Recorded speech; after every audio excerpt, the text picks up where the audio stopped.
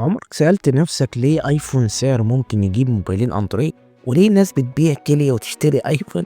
هل فعلا اقوى موبايل في العالم ولا في سر تاني محدش بيقول عليه؟ خليك معايا للاخر عشان الكلام ده هيغير نظرتك للايفون خالص. قبل ما نبدأ، لو انت من عشاق الموبايلات والتكنولوجيا اضغط لايك واشترك وخلي الجرس صاحي معانا. اول سر الاسم قبل اي حاجة. بص يا سيدي، ابل مش بتبيع موبايل وبس، ابل بتبيع احساس. ايفون بيساوي فخامة، ايفون بيساوي برستيج، ايفون بيساوي انا معايا ايفون. زي بالظبط لما تشتري ساعة غالية مش علشان الوقت، علشان الاسم. طبعا انت شايف ان الاسم يستاهل فرق السعر ده ولا لا؟ واكتب رأيك في الكومنتات. طبعا تاني حاجة النظام المقفول بس ذكي. ايفون نظام مقفول، بس المقفول ده سريع ثابت نادر ما يهنج. ابل بتتحكم في كل حاجة، الهاردوير والسوفت وير، علشان كده الموبايل يعيش معاك سنين وهو ثابت.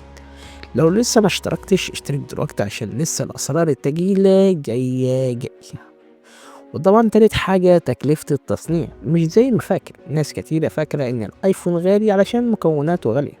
الحقيقة جزء بسيط بس، السعر الكبير بيروح ابحاث وتطوير، تصوير مجنونة، اعلانات في كل حتة. يعني ابل بتصرف مليارات عشان تقول لك ان الايفون هو الافضل حتى قبل ما تمسكه. رابع حاجة، ابل بتبيع لك نظام مش موبايل. لما تشتري ايفون انت دخلت عالم كامل، ايربودز، ابل واتش، اي كلاود، ماك بوك. ودخلت العالم ده الخروج منه صعب ومكلف، وده سر كبير في السعر. وطبعا قول لي رأيك، تحب تكون جوه النظام ده ولا تفضل الحرية بتاعة الاندرويد؟ خامس حاجة السعر العالي مقصود. قبل القصد تخلي الايفون غالي عشان مش اي حد يجيبه ويفضل مميز، تحس انك ماسك حاجة تقيلة.